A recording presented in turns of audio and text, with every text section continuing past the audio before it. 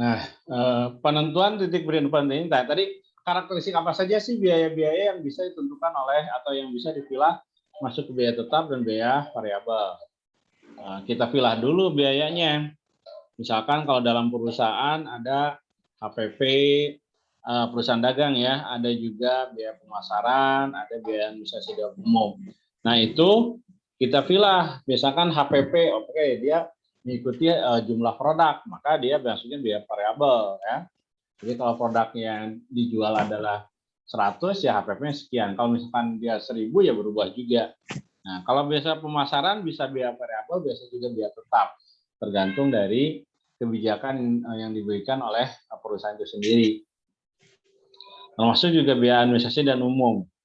Nah, termasuk juga misalkan gaji. Ya, tadi gaji itu biasanya biaya tetap. Kenapa? Karena biasanya flat setiap bulannya atau setiap produksinya.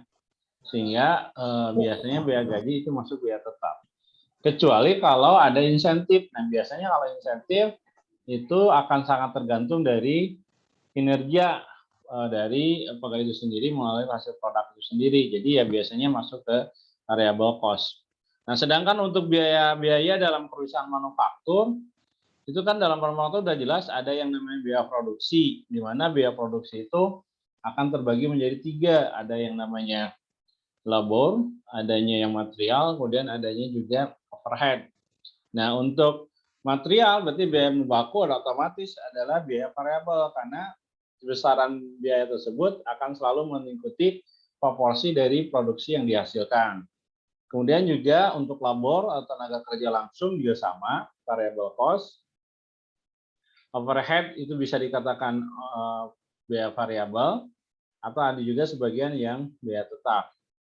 Kemudian ada biaya pemasaran juga sama tadi apakah biasa tetap dan juga sebagian yang variabel. Kemudian biaya administrasi umum juga sama ada variabel dan biaya tetap.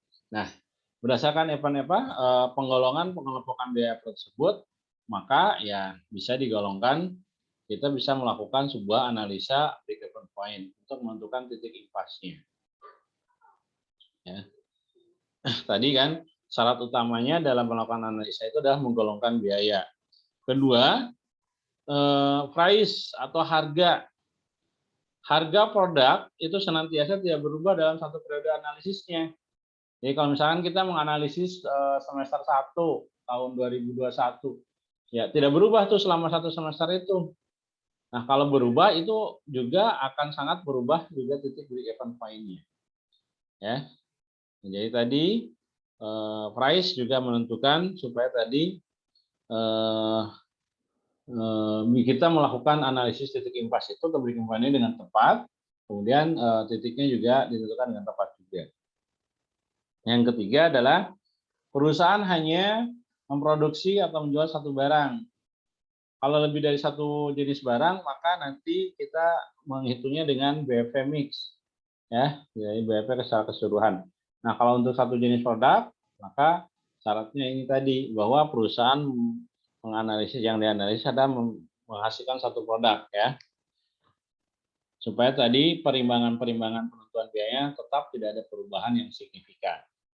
Ya, nah, yang berikutnya adalah penentuan titik break-even point-nya bisa dilakukan dengan melakukan dua pendekatan. Ada pendekatan matematis, ada pendekatan grafis atau grafik ya.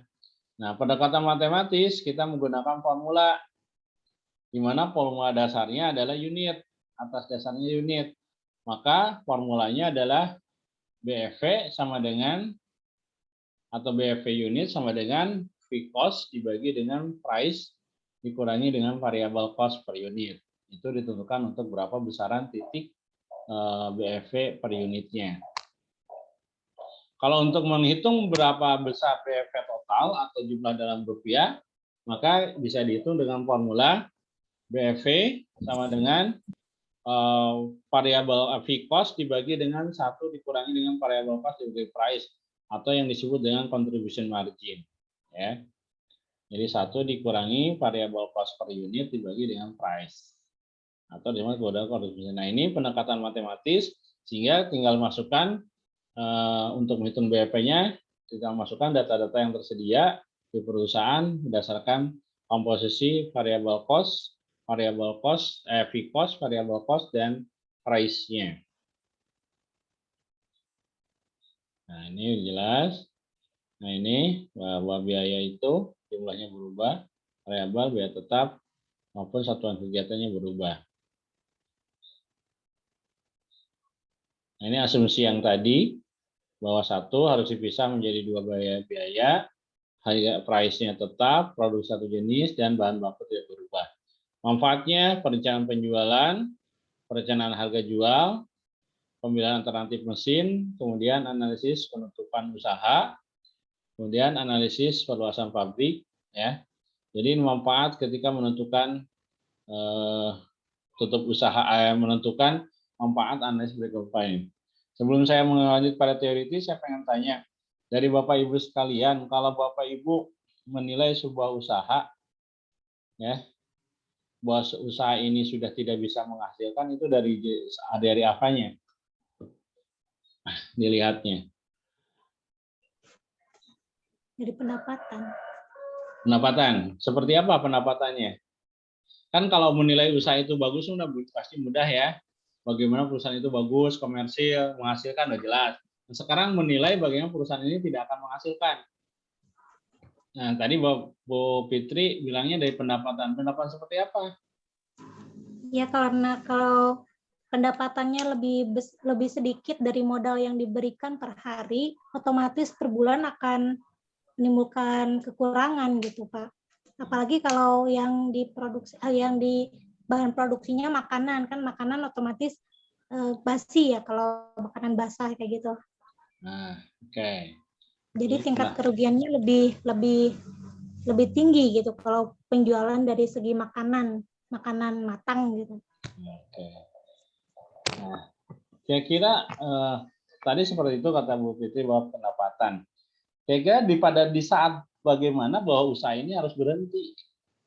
Tadi kan pendapatan. Nah, di saat seperti apa bahwa ini perusahaan udah nggak akan menghasilkan usaha ini, udah aja berhenti. Kira-kira di saat seperti apa? Labanya rugi, Pak. Rugi. Apakah rugi terus? Atau gimana? Modalnya berturut-turut rugi, Pak. Berturut rugi. Tapi kan kadang-kadang dalam usaha rugi 1 kali, 2 kali tidak masalah. Kan mudah-mudahan nanti atas kemudian berikutnya laba lagi nih. Nah, kemudian udah laba rugi lagi. Kira-kira apakah hanya berdasarkan laba ruginya itu atau pada titik bagaimana? Nah, kelemahan kita di mikro kita itu, sebetulnya ini juga kadangkala kenapa usaha-usaha mikro kita sangat sulit untuk berkembang, itu rata-rata adalah mereka tidak bisa menilai secara pasti usaha ini apakah benar mau maju atau tidak, atau bisa menghasilkan atau tidak. Kenapa? Karena tidak mempunyai analisis perhitungan yang tepat. Nah, usaha tidak lagi harus dipertahankan atau tidak mesti harus dipertahankan atau harus sudah tutup adalah ketika dalam setiap biaya operasionalnya itu setiap kali operasional sudah tidak bisa menutup biaya tetap. Kalau biaya tetapnya sudah ketutup, ya udah berarti kan di sini adalah usaha ini tidak menghasilkan. Ya. Nah, itulah titik di mana usaha itu harus ditutup atau beralih kepada sektor lain. Dengan menentukan titik itu akan sangat bermanfaat dalam penyelamatan aset. Kenapa? Karena dari mikro kita tuh kebanyakan bangkrut itu benar-benar bangkrut itu bukan lagi bangkrut dalam artian berhenti usaha, tetapi minus. Ya. Jadi usahanya tidak ada, sudah tidak menghasilkan, utang di mana-mana. Gitu. Kenapa? Karena dia tidak cepat menentukan titik tutupnya. Sehingga dia maksudnya nyoba lagi, minjam lagi, nyoba lagi, minjam lagi, nyoba lagi. Akhirnya terus akhirnya ya begitu usahanya benar-benar kolap, benar-benar tidak bisa bangkit lagi. Kenapa? Karena aset pun tidak terselamatkan. Ya. Nah, itulah yang mengakibatkan usaha mikro kita itu sulit bangkit lagi. Itu kenapa? Boro-boro mikiran untuk usaha lagi karena aset sudah habis, itu juga kita terbebani oleh usaha yang sebelumnya di mana tadi banyak kewajiban yang belum tertutup. Nah, dalam analisis break-even point itu juga kita pelajari adalah titik tutup usaha. Jadi titik di mana bahwa sebuah usaha sudah tidak bisa lagi menghasilkan. Tetapi bukan artinya bahwa dia sudah bangkrut, enggak. Jadi titik di mana usaha ini sudah tidak menghasilkan, ke depan sudah tidak perspektif, udah di sana. Tetapi di titik itu masih ada aset, masih ada hasil, yang tapi sudah tidak menutup biaya tetap. Ya, jadi di sana harus kita perhatikan titik tutupnya tadi. Nah, nanti di sini ada yang namanya analisis titik usaha atau yang dikenal dengan shutdown point. Titik di mana usaha itu harus sudah ditutup atau beralih ke usaha yang lain. Ya tadi dengan tidak mengorbankan aset-aset yang dimiliki, gitu ya. Nah, nanti kita pelajari. Nanti kita lihat bagaimana titik tersebut, ya. Nah, berikutnya penentuan tingkat BEP yang berdasarkan graphical approach, ya. Nah, ini mathematical approach udah jelas tadi formulanya BEP, ini mathematical. Jadi V-cost ya, V-cost dibagi dengan variabel price dibagi variabel cost, kemudian kalau BEP delta V-cost dibagi dengan contribution margin di mana adalah 1 dikurangi variabel cost dibagi dengan price. Nah, ini juga akan sangat bermanfaat dalam perencanaan penjualan. Ya, jadi kalau perusahaan ingin menargetkan penjualan berapa, laba berapa, maka bisa ditentukan bahwa dia harus berapa dia menjual. Ya. Harus berapa dia menjual. Kenapa? Karena dia tahu titik BEV-nya. Jadi ketika dia menentukan, oh perusahaan harus laba sekian, oh berapa dia harus jualan. Nah, dengan tahu titik di mana dia harus impas, ya dia akan bisa menentukan titik berapa harus dia capai. Sehingga ketika dia menjalankan operasional secara keseluruhan dengan di semua komponen perusahaan, itu dia akan sangat bisa menentukan strategi capaian-capaian setiap unitnya. Karena kejarannya dia sudah tahu, oh ini sekian, berarti ini harus seperti ini, yang ini harus seperti ini, yang ini harus seperti ini. Nah, nanti bisa di breakdown dari kejaran target dari yang umum, yang generalnya di breakdown ke masing-masing unit. Sehingga setiap unit punya target yang jelas. Ya. Nah, ini disebut dengan penjualan minimal. Di mana penjualan minimal itu adalah titik di mana perusahaan mendapatkan laba minimal. Ya. Kalau BEV itu kan titik di mana perusahaan impas, ya, jualan tapi dia impas, hanya bisa menutup biaya tetapnya saja. Ya. Nah, impas. Nah, kalau BEV penjualan minimal itu adalah titik di mana perusahaan mendapatkan laba minimum. Nah, kemudian ada yang juga dengan margin of safety. Margin of safety ini adalah analisis sensitivitas terhadap anggaran penjualan, yakni batas penurunan penjualan yang ditolerir agar perusahaan tidak menderita kerugian. Nah, ketika terjadi persaingan yang sangat ketat, otomatis berimbas juga pada omset. Nah, ketika kita punya kita menganalisis dengan margin of safety, maka kita punya titik di mana sensitivitas penurunan penjualan harus kita waspadai. Nah, nanti kita hitung dengan menggunakan margin of safety dengan mengkombinasikan anggaran penjualan dengan BEV yang kita tentukan atau BEV yang ditentukan berdasarkan kapasitas produksi kita. Nah, nanti akan kelihatan sensitivitasnya.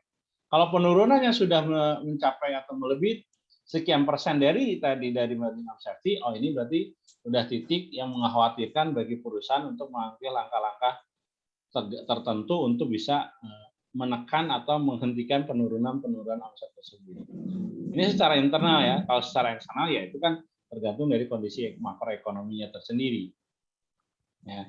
Nah, marginal safety ini bermanfaat tadi supaya mengantisipasi terjadinya penurunan yang terus penurunan omset perusahaan supaya tadi bisa dianalisis adalah persentase penurunannya.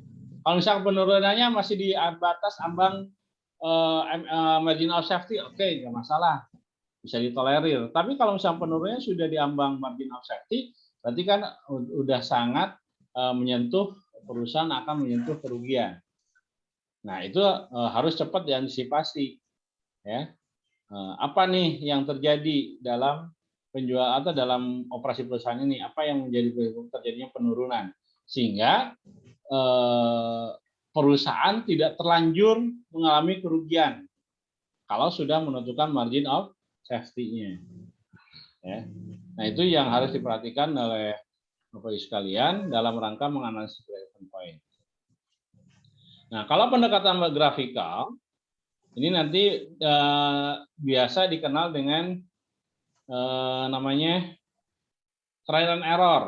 Trial and error. Jadi metode coba dengan menentukan titik di mana kuantitas. Jadi di sini adalah besaran cost-nya, besaran uangnya. Nah, sedangkan di sini adalah jumlah kuantitinya. Jadi tentukan dulu kalau misalkan kita memproduksi 5.000, berapa nih dapatnya? 6.000 berapa sih dapatnya, sehingga nanti ketemulah titik impasnya di sini, ya. Dicoba nanti ketemu. Nah, inilah yang ditentukan adalah titik ini adalah bisa ditemukan adalah titik impasnya. Nah, sehingga nanti area ruginya ke bawah, area labanya ke atas, sehingga nanti perusahaan bisa menentukan strategi tertentu. Oh, ini impasnya kita di sini, berarti kita harus bagaimana? Oh, berarti kita harus mencapai target di atas ini, kan gitu. Nah, ini yang disebut dengan pendekatan grafikal atau tadi trial and error. Yang coba sehingga ketemu titiknya, perpotongannya di mana. Nah, itulah titik impas. Tapi itu sangat lama, ya lebih cepat adalah tadi dengan metode matematikal di mana menggunakan formula yang tadi. Ya, nah ini, jadi, nah ini dalam menentukan grafiknya ini adalah biaya variabel dari 0 terus akan senantiasa seperti ini. Kenapa? Karena biaya variabel itu kan proporsinya sama dengan tingkat kegiatan atau operasi perusahaan. Kalau 0 ya di sini, kalau dia naik, perusahaannya terus naik terus. Kalau dia turun ya nanti juga akan turun kembali ke sini. Ya. Nah, ini yang disebut dengan biaya variabel. Nah, biaya tetap. Kalau biaya tetap aja flat dia. Dalam kondisi tertentu ya, artinya tidak dalam kondisi perubahan yang signifikan. Jadi berapapun produksinya ya tetap aja segini biaya tetapnya. Ya. Nah, terus flat. Jadi nah BFV itu adalah titik di mana ketika perusahaan hanya bisa tidak bisa menutup BFV. Kan BT ya, biaya tetap kan BT ini sudah menjadi biaya. Jadi ada tidak punya usaha, ini BT ini keluar kan. Jadi belum juga berjalan, belum juga jualan, biaya tetap ini sudah keluar. Nah, itu yang harus dipertimbangkan. Nah, ini total cost. Jadi pertemuan titik biaya variabel ditambah dengan biaya tetap nanti ada total cost. Nah, ini TR-nya, total revenue atau total sale. Ya. Jadi di berapa dia produksinya, price-nya, kuantitinya hingga berapa ketemu jumlah totalnya. Nah, inilah yang disebut BFV-nya. Jadi titik perpotongan antara total cost dengan total revenue. Nah, di sinilah BFV-nya. Hingga di sini ke bawah adalah area rugi, ke atas adalah area laba. Ya. Nah, ini secara grafikal nanti bisa menentukan titik-titiknya di mana, sehingga nanti akan kelihatan. Nah, ini contoh. Kan tadi formulanya yang ini ya, formula Bapak Ibu sekalian. Nah, ini. Atau yang tadi mana ya? Nah, Nah, ini ya. BFF, VCOS, atau juga sama ini. Nah, ini. Jadi formula utamanya ini. Kemudian nanti ada penjual minimal, ada margin of safety, ya. Tadi, nah, bagaimana menghitungnya? Kan gitu ya. Nah, kita lihat ke contohnya. Nah, PT Antasari mempunyai struktur biaya sebagai berikut. Biaya variabel per unitnya 12.000. Berarti biaya yang dikeluarkan per unit 12.000. Biaya tetapnya 200 juta. Ya. Biaya tetapnya 200 juta. Ya, biaya tetap itu apa? Mesin kan gitu ya. Itu udah pasti. Ketika beli mesin ya otomatis itu biaya, gitu kan. Belum berproduksi biaya udah keluar. Nah, ya. Nah, itu biaya tetap 200 juta. Nah, harga unitnya atau price per unitnya 20.000. Berapa titik impasnya? Kira-kira berapa? Jadi kan biaya tetap dibagi dengan price dikurangi dengan biaya variabel per unit. Jadi 200 juta dibagi dengan 20.000 dikurangi 12, 8.000. Jadi 200 juta dikurangi dengan 8.000, berapa ketemunya?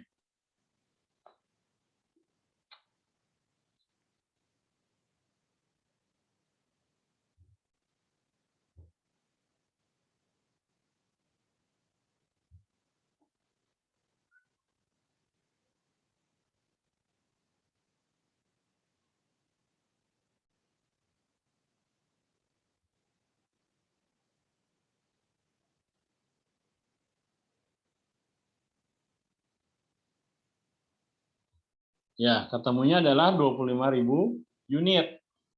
Jadi BFV-nya adalah 25.000 unit. Nah, BFV itu titik impas. Jadi PT Antasari dengan struktur biaya seperti ini dan price-nya seperti ini, maka dia titik impasnya di angka 20.000 unit, 25.000 unit. Jadi ketika menghasilkan unit 25.000 itu baru titik impas. Ya. Nah, jadi baru titik impas. Berarti kalau mau laba berapa? Ya harus lebih dari 25.000.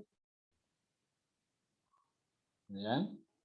Nah, kalau misalkan mau labanya adalah 200 juta, ya tinggal tentukan. BFV ditambah laba 200 juta. Jadi berapa nanti total produksi yang harus dihasilkan. Nah, ini. Bagaimana bila target penlabanya pengen 120 juta?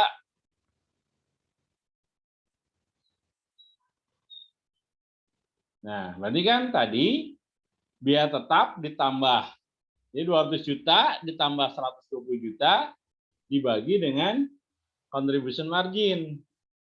Nah, jadi kan 200 juta ditambah dengan 120 juta dibagi dengan 1 dikurangi dengan 12 dibagi 20. 12 dibagi 20 itu berapa? 6, 0,6. Berarti kan 0,6, berarti kan 1 dikurangi 0,6, berarti contribution margin 0,4. Berarti kan 200 juta ditambah 120 juta, 320 dibagi 0,4, berapa tuh?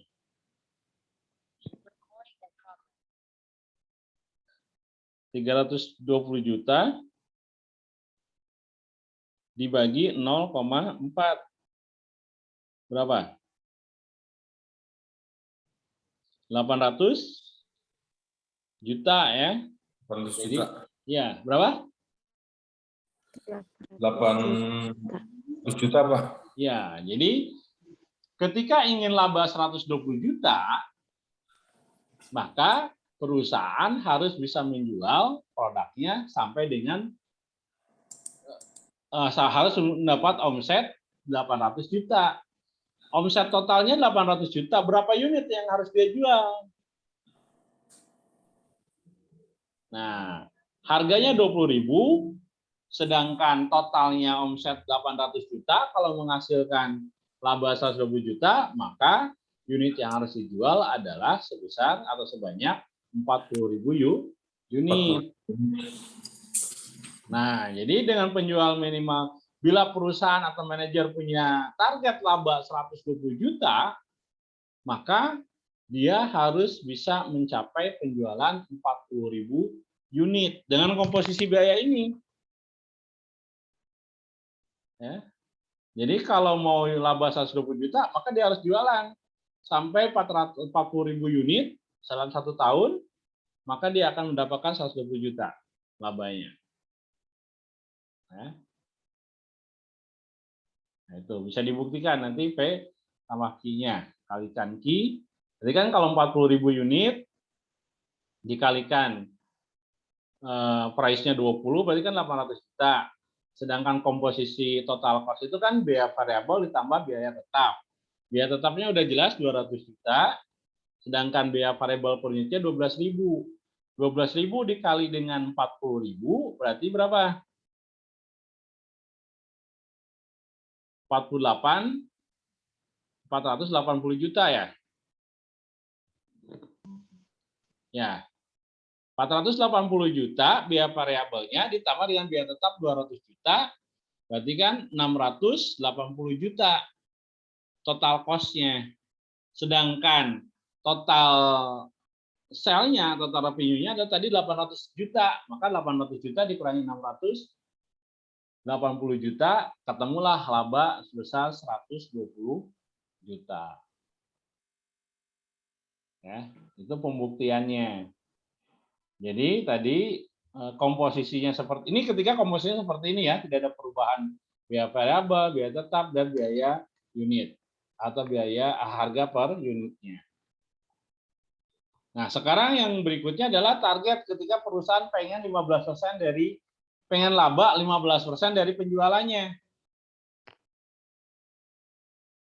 Berapa tuh? Berarti kita tambahkan 200 juta dikali dengan 0,15% dari sell. Berarti kan 200 juta dikali dengan 0,15, ya kita indekkan aja, 15%-nya kita indekkan jadi 0,15, jadi 0,15x, kan gitu ya. Dibagi dengan 1 dikurangi dengan 20.000 dibagi 12.000 atau contribution margin. Nah, bagaimana narik X-nya? Kan gitu. Nah, tinggal tarikan bahwa X-nya 0, ibaratnya 200 juta dikali ditambah 0,15X dibagi dengan 1 dikurangi dengan 0,6X. 6. Berarti kan sama dengan 200 juta tambah 0,15X dibagi dengan 0,4X gitu kan. X sama dengan berapa? Berarti kan 0,4 ya kan 0,15.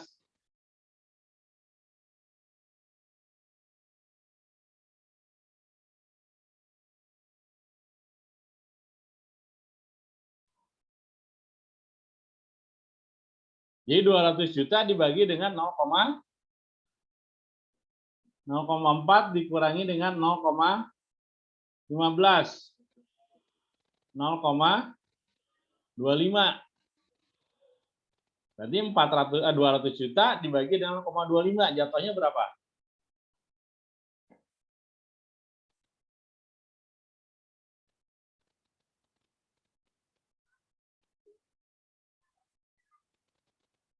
$200 juta dibagi 400 juta. 400 juta ya. 400 juta atau 800 juta? 0,25 ya. Kan 0,4 dikurangi 0,15. Berarti 0,25 ya.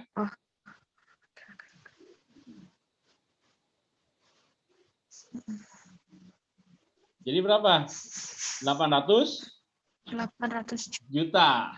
Nah, benar nggak jualan 800 juta itu labanya adalah akan 15%. Ya kita lihat tadi Kalau jualan 800 juta berarti total cost-nya berapa? Kan 800 juta itu sama dengan 40.000 unit ya. Sama dengan tadi yang di atas. Berarti labanya akan 120 juta. Berarti kan 15% dari sell. Karena 15% dari 800 juta berapa?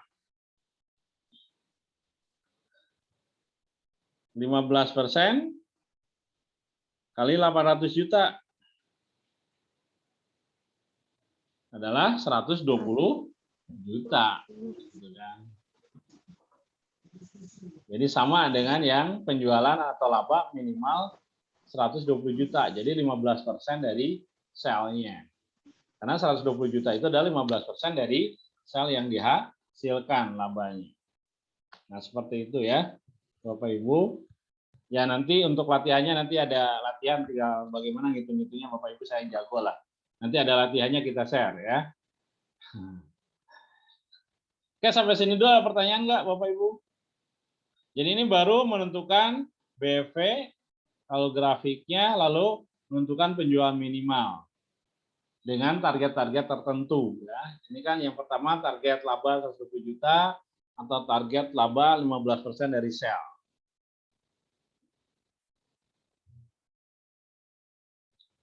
Nah, margin of safety-nya berapa persen? Kalau misalkan anggaran penjualannya adalah sesuai dengan poin B, 2B, berarti 15%. Tadi poin 2B itu hasil penjualannya 800 juta. Ya. Jadi kan margin of safety-nya berapa persen? Berarti tadi 800 juta dikurangi BEV-nya adalah berapa tadi BEV-nya? 25.000 unit kali itu 500 juta, berarti kan 300 juta dibagi dengan 800 juta. Jadi berapa persen? 300 dibagi 800. Berapa persen?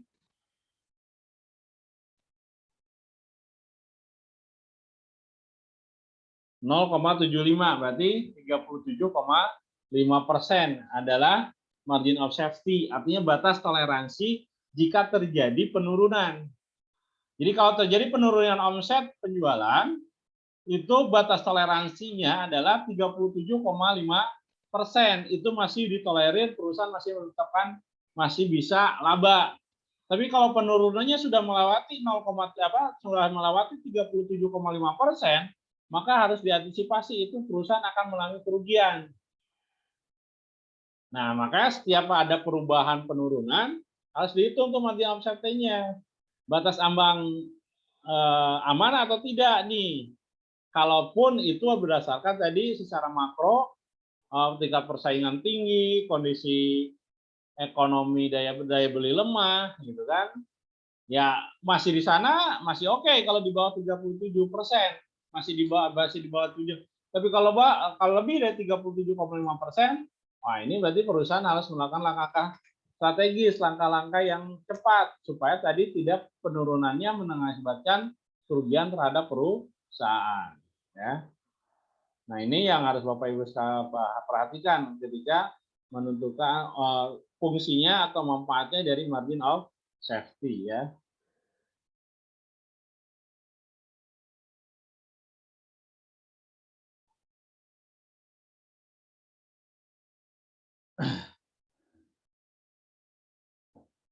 Oke, gimana? Ada pertanyaan, Bapak Ibu?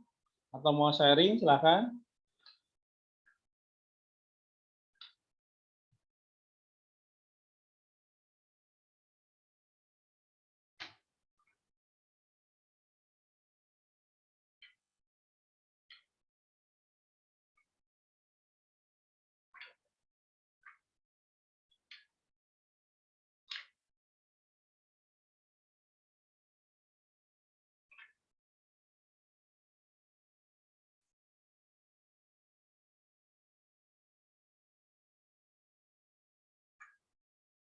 Nah, BEP juga bisa menentukan, atau analisis BEP juga bisa menentukan alat produksi yang akan dicapai atau yang akan dipakai ya.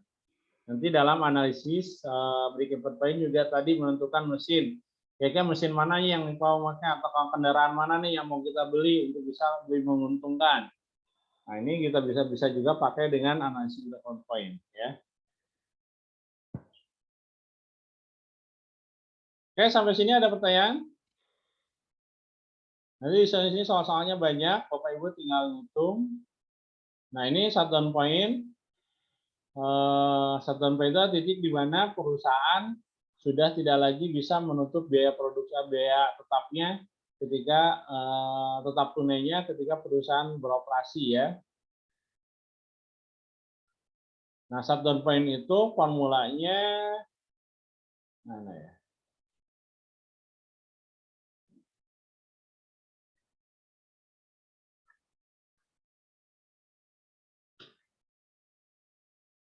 SDP adalah biaya tetap tunai dibagi dengan rasio contribution margin atau biaya tetap tunai dibagi dengan 1 dikurangi variable cost dibagi dengan price ya. Itu adalah SDV-nya.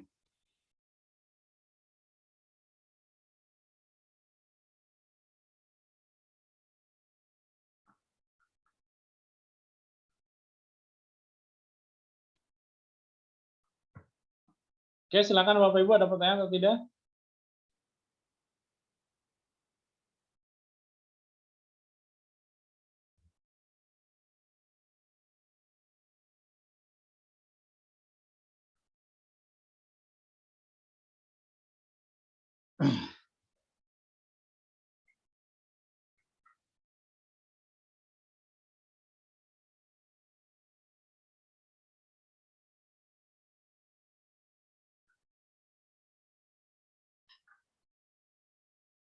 Oke, kalau tidak ada, secara cukup untuk satu materi saja, yaitu tentang break-even point. Nanti saya share latihan dan nanti materi juga di-share. Nah, ini ada latihan, nanti Bapak Ibu kerjakan, dikumpulkan 1 minggu aja ya, atau sekarang hari Kamis. Jangan 1 minggu terlalu lama mungkin ya. Sampai dengan hari Senin ya, saya tunggu hari Senin jam 12 siang ya. 1 minggu aja, Pak. Biar yang kerja bisa ngumpulin semua gitu, Pak. Oh.